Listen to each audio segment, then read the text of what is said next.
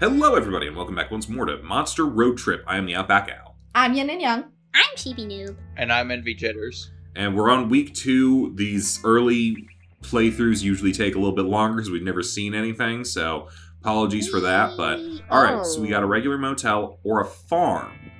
We can get some soul here. Do we want to go for that? Yeah. Cows! And you are not reading the in-betweeners, I missed are you? it. Yeah, I missed it. It goes by too fast. Farm life. Sometimes it's nice, but nice to get away from the hustle and bustle of the city. Farmers enjoy clean air, homegrown food, and simple living. Sure, it comes at the price of doing lots of hard labor and usually only having livestock for companions. But fuck it, today you're all about that cottagecore life. What part of the farm do you want to get to see first? Hey, wait a sec. That event type sign looks new. Yeah, according to the travel guide, that sign means this is a quantities event. When they work a lot like exchange events, we always lose and gain equal amounts of resources, and we have to guess which resources are tied to each option. The main difference is the amount of resources that are affected by each option differ. They can be affected a bit, some, or a fucking lot.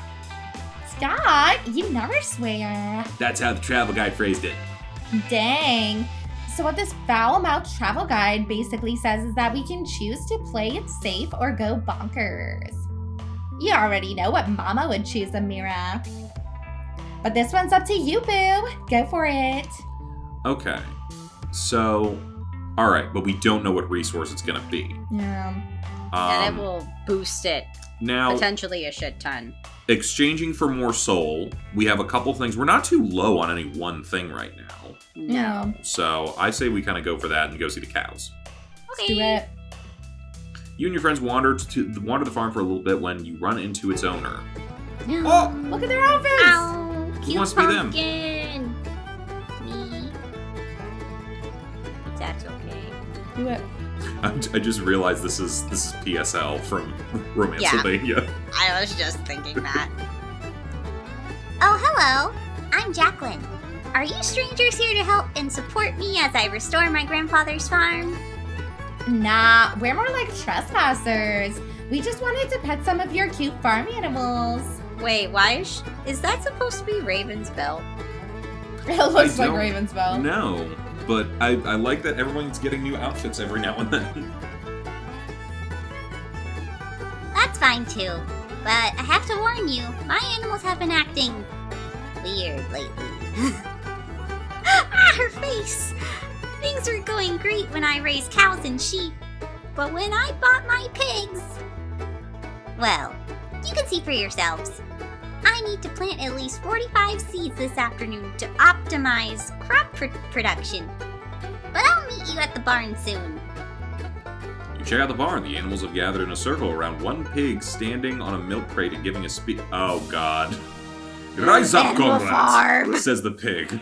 We've long toiled under monster kind, doing their bidding for no reward. We must overthrow Jacqueline and take over the farm ourselves. I love your ideas, Snowflakes, says a cow. What sort of reform do you plan to establish once you're the farm overlord?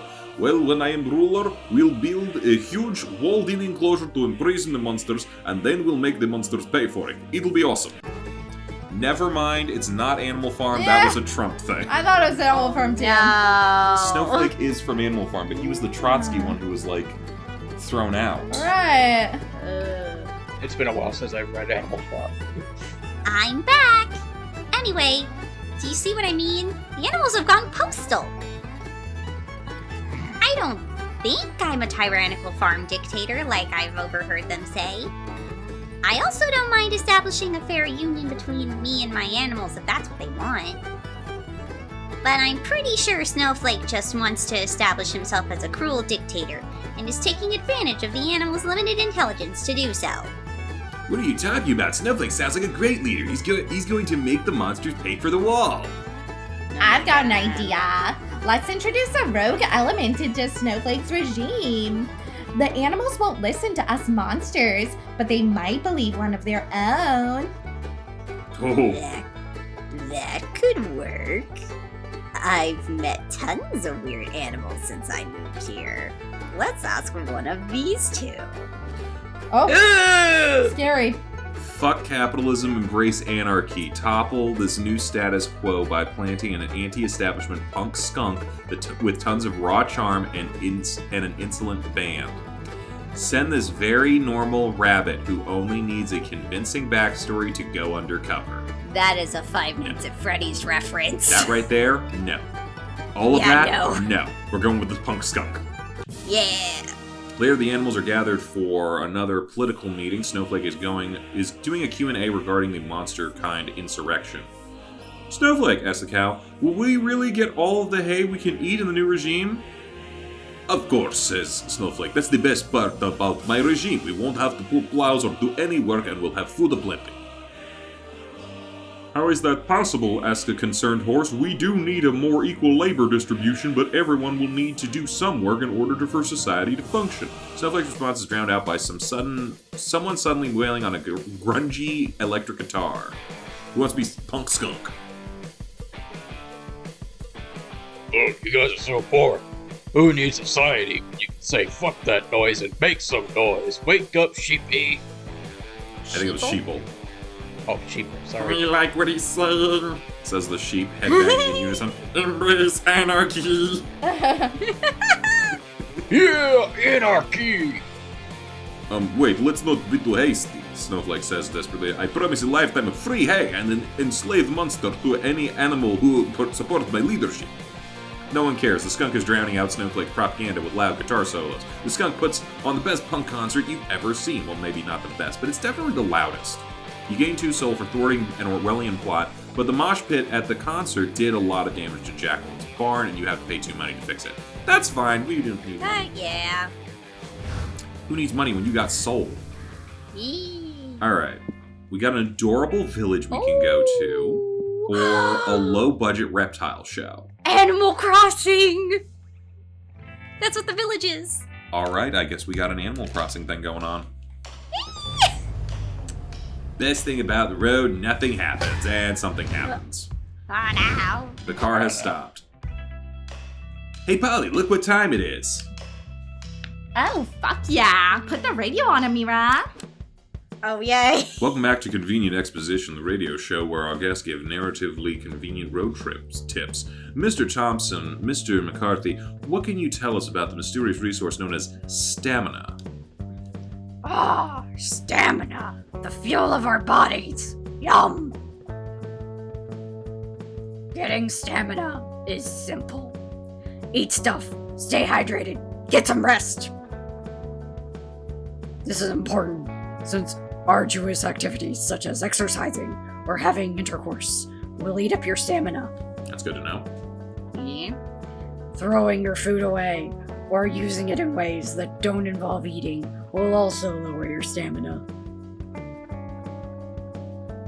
Cormac, something you said about stamina reminded me of mind. It takes an experienced road tripper to differentiate how resting raises your stamina, but relaxing raises your mind.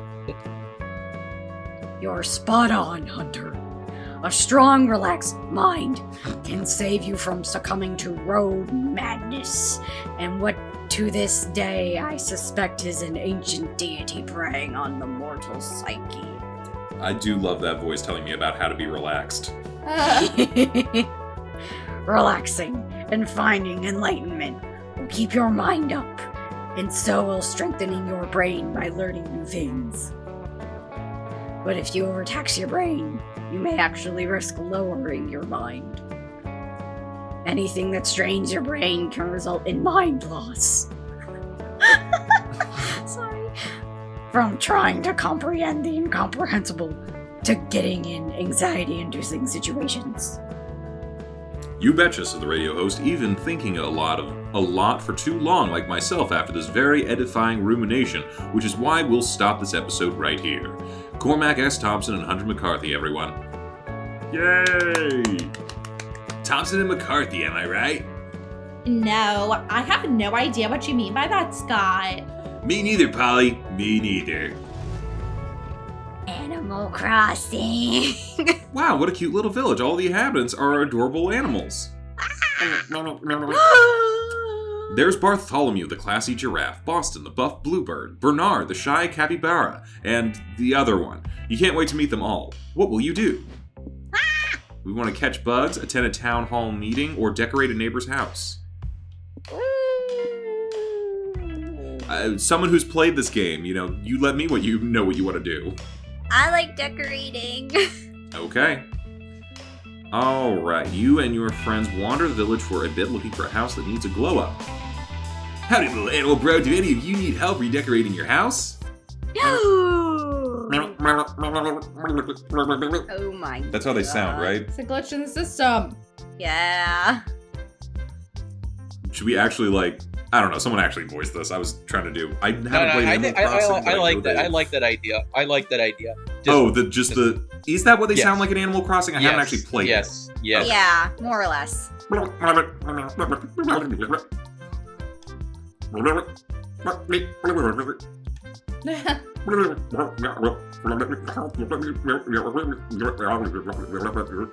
realizing I'm just saying things. I'm not actually reading any of this, so please tell me someone else is figuring out what's going on.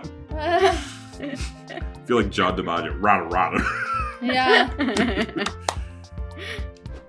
And so you all move furniture and shake things up for a bit. The house's interior is way bigger than its exterior, but you choose not to ask questions about that. By the end of it, the house looks as weird as before, but apparently a better-looking brand of weird, and you are gained 2 soul for your neighborly action. Yay! Whoa, that sure was something. You have lots of strange stuff, buddy. Where'd you get all that?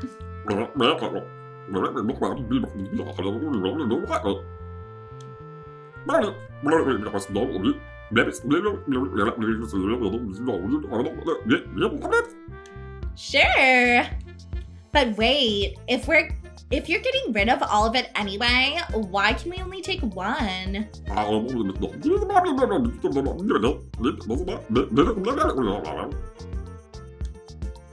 Well, they're not wrong, but back to the options part of this event. You look over the pile of weird shit and decide to keep, regret juice, the froggy iron maiden, or an off-putting photo of Error with Polly and Scott, which exists despite the fact that they never met before today. What are we feeling? I feel like we gained soul, but I feel like some of these are also going to make us lose it too. So, regret juice is probably gonna tank our stamina. Maybe, or a mind. That too. The Froggy Iron Maiden might actually be what tanks our mind. Because that's a torture device. What will this kill? I don't know. I'm almost like, if it takes away the soul we just got. I don't know, but I'm very interested. I do also want it myself. Whoa, what the fuck? What the fuck? What is this? But we never met before today. You even called us strangers. When was this picture taken? What time? Why do our faces look like that? I'm scared. Oh gosh. Our faces can't do that. I'm waiting for it to happen. Oh no!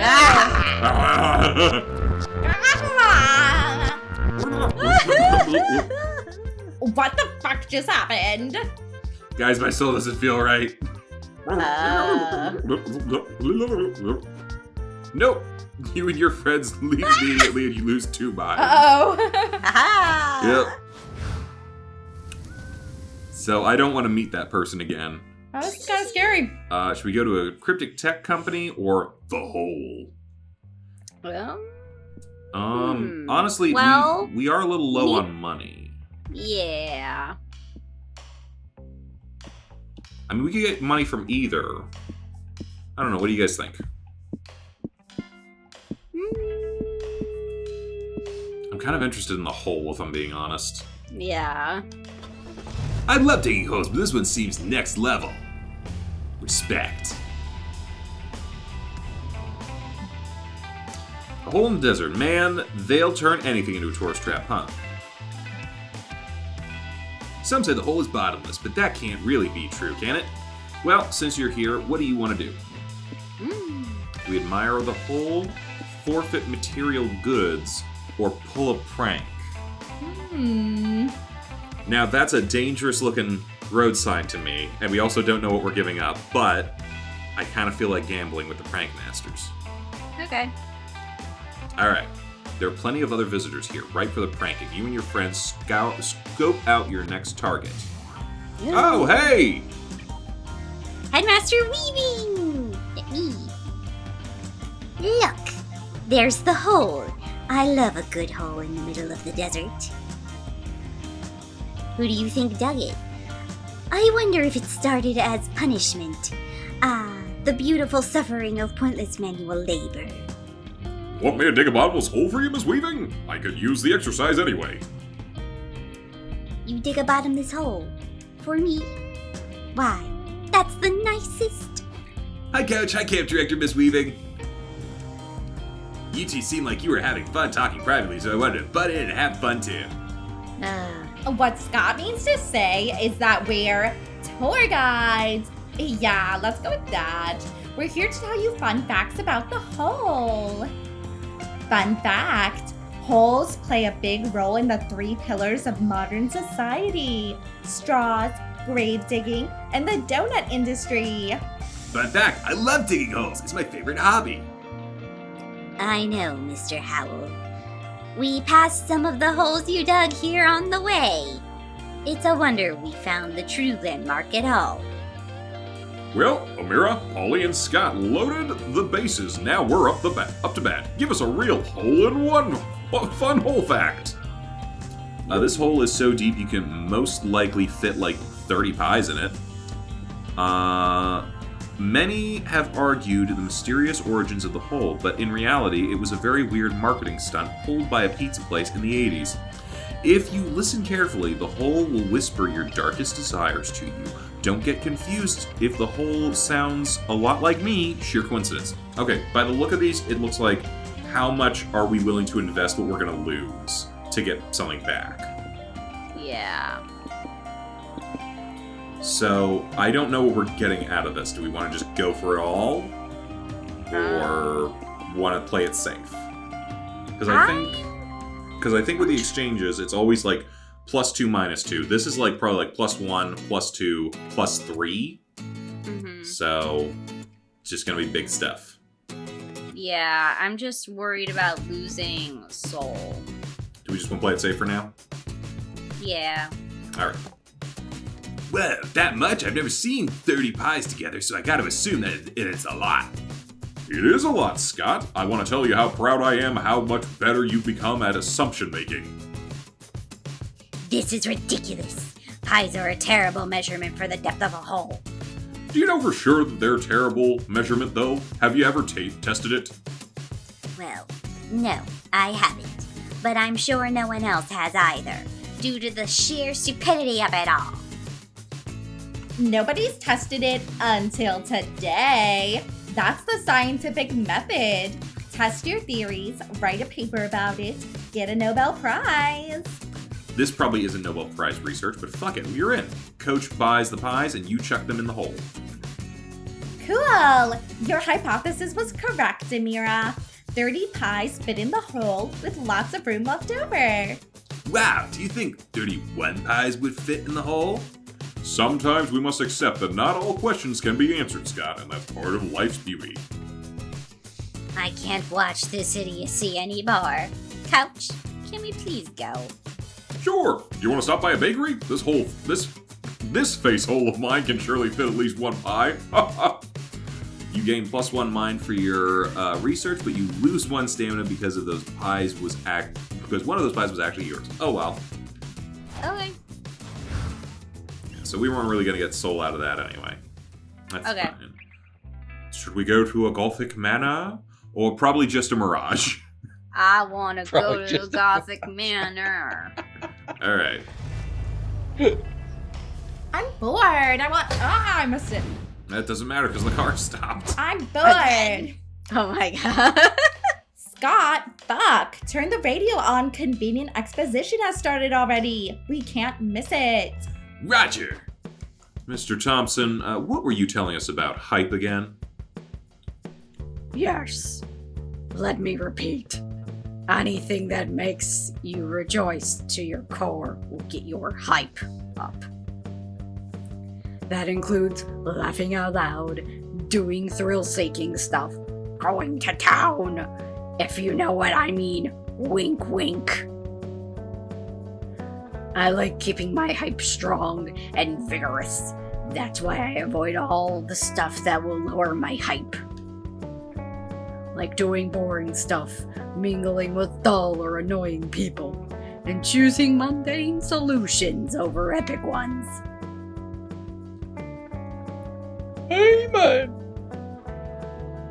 Speaking of boring stuff, you know what else is boring? Being a good person. But sometimes you need to be if you want to keep your soul up. Yeah. Why do we need to have souls anyway? Beats me. At least soul is quite easy to manage. Doing good deeds, soul up. Being your worst self, soul down. So remember, kids, don't underestimate the power of helping strangers when you're on the road. You gotta keep your soul healthy and clean. Amazing, simply amazing. Your tips have been extremely helpful, incredibly expositive. You've provided a great tutorial for anyone who aims to have a successful road trip. Cormac S. Thompson and Hunter McCarthy, everyone. Yay! Well, Valley, I think I've grown as a person. Yeah, Cormac S. Thompson and Hunter McCarthy are part of the family from now on. A toast to convenient exposition. Hooray! Alright, you are driving along when the road is flooded by a sudden thunderstorm. You have no choice but to pull over and look for shelter. But in the velvet darkness of the blackest night, burning bright, there's a guiding star. No matter what or who you are, you know how the lyrics go. With wet newspapers over your heads, you arrive at an ominous Gothic manor, knock on the door, and are invited inside. Once inside, where do you go? The history transpiring through the walls, the dramatic chamber music, the exquisite banquet. Well, they're all question marks. They're all the same. We got no... Well, I mean, I think the banquet might have something to do with stamina. I Possibly. think history would have to do with mind. Probably. And the dramatic chamber music might be hype. Yeah. Our stamina's okay, our hype's okay, our mind is fine, I guess. Yeah, what are we feeling the most? I mean, number 2 would make us turn this into the musical, so... Okay, we'll do it. You follow the haunting music to a grand ballroom where a cloaked figure in a white masquerade mask is playing the organ. He greets you. Yes. Oh, strangers, behold my tragedy. The operas I compose are only to be sung by the angel who has stolen my heart. Ooh, sounds saucy. Who's the lucky one? A beautiful singer of passionate me 20... Oh, sorry. Mezzo-soprano? Sorry, it looked like a 2. A beautiful singer of passionate mezzo-soprano voice who visits this manor every night to rehearse her mesmeric music. I don't know why I'm making the Phantom of the Opera Dracula. I know he's like supposed to be French or something, right? He is French. If only I was brave enough to ask her to become the star for my grand opera. But alas, she is here. Scott, Amira, let's go check this out. Maybe we can hook this weirdo up with this mysterious lady. She's here, the angel of music. I honestly thought this was going to be Rocky Horror, not Phantom of the Opera. Oh no, that was the beginning. Okay. That was definitely the beginning. Okay. Copy that. You go to the entrance and see the organist Muse entering the house. I'm not doing that. Who wants it? Yas, bitch! Oh, sorry. Oh, go there for we go, do it. Do it. Yas, bitch! Turn that up, that organ! Lay down that funky gothic beat! I went from a Valley Girl to Southern 2 seconds. Can you do a Southern Valley Girl? I'll try. She begins twerking in her revealing spandex bodysuit and stiletto heels. Oh shit, that's Priscilla Bronte. She's the horniest pop star in the charts right now. I'm losing it. Scott, do the talking. Miss Bronte, ma'am, would you like to become the star of an opera? It's written by the organist whose music you seem to like so much. Oh, hey, you hot hunk. Sorry, but I think I'll pass. These organ tracks are total bops, but operas are like for wrinkly old people with monocles and shit. Uh-huh. Not my brand, not my scene. Where's the sass? Where's the ass? Fair enough, but what if we came to you with the right opera for you, whatever that means? Sure, organs and like pianos full of sexy metal dicks. I can make that work. You go back to the tragic composer with the somewhat good news. If you all can come up with an opera good enough for Priscilla, she may agree to star in it. The only thing is, what could that be? The opera everyone loves. You know the one that goes like da dum dum dum da dum dum dum da dum dum dum dum dum dum dum dum dum. Opera was reborn once already through rock opera. Maybe it's time for the most thrilling twist of the genre: ASMR opera.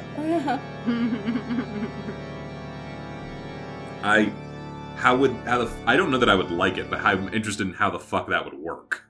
Yeah. Ooh, great idea. ASMR is super trendy right now.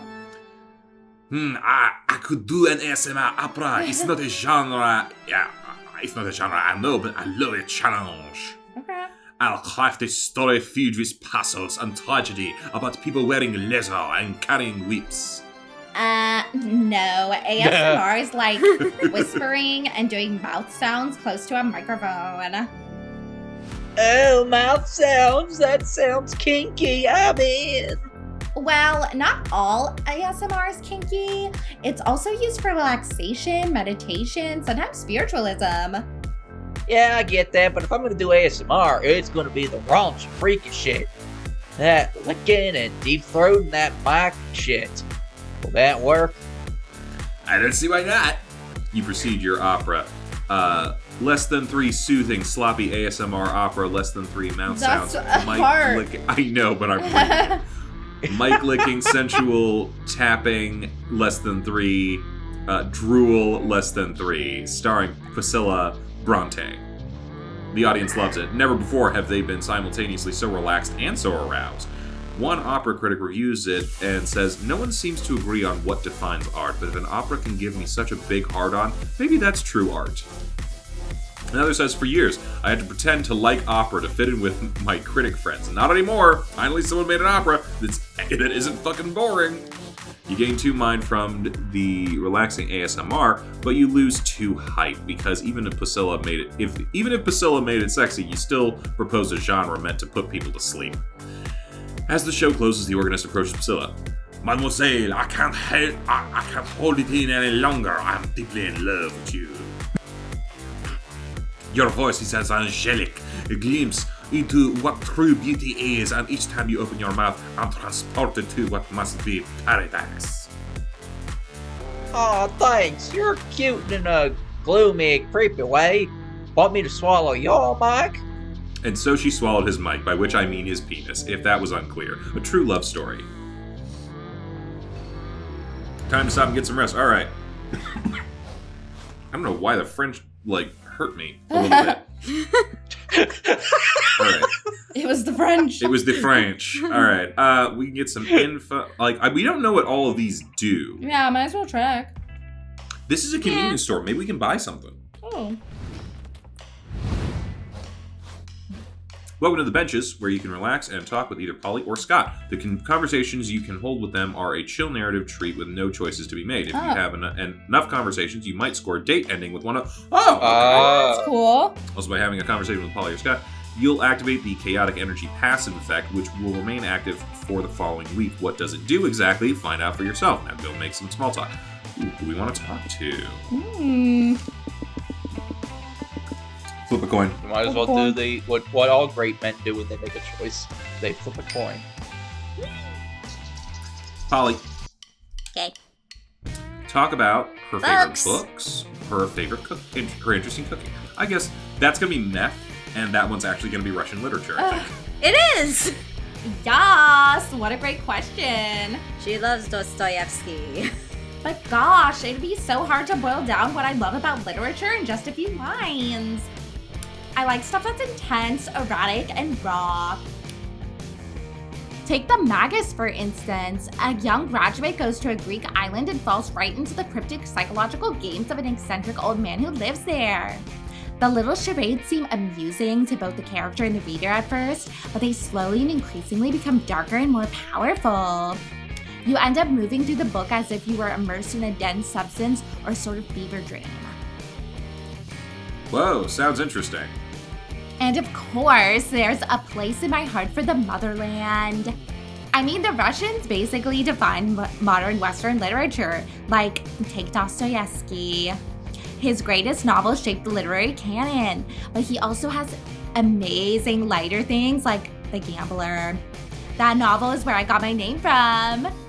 And he's also got lesser-known comedic short stories, like the dude wrote a satire in which a public servant is eaten by a crocodile. When the owner refuses to cut the crocodile open, the servant resigns himself to resuming his mundane life from inside the croc as his best as he can. Obviously. Sorry, anyone brings the topic of literature and before I realize I'm already rambling big time. Now we need a it's book club with okay. Polly. Yeah. Yes, please. I like seeing you this passionate. Cool. I can text you some book recommendations later if you want. I'd love that. You two spend the rest of the night looking at the night sky. Alright, we got chaotic energy. Whenever the Prankmasters go, hijinks ensues. Can you handle the consequences of their mess? Next week, all resource gains and losses from events are increased by 1. Ooh. It's kind of cool. Oh, so The Magus is an actual book. Yeah, I've added it to my TBR. Okay. Alright, we're in week 3. Let's see if we can get through the rest of this relatively quickly, I guess. Or unless we want to try for like one more episode. Might as well. Okay. Alright, we're gonna break here. Apologies that this first run has taken so long, but you know, we're seeing all the interesting stuff. So we'll see you guys next time. Bye-bye. Bye. Bye. Hey, thanks for watching, and if you haven't already, be sure to subscribe and ring the bell icon for notifications. If you enjoyed this video, give us a like, and feel free to check out some of our other gaming videos, our weekly podcast Anime Yay or Nay, or our parody series Madoka Magically Abridged. See you next time!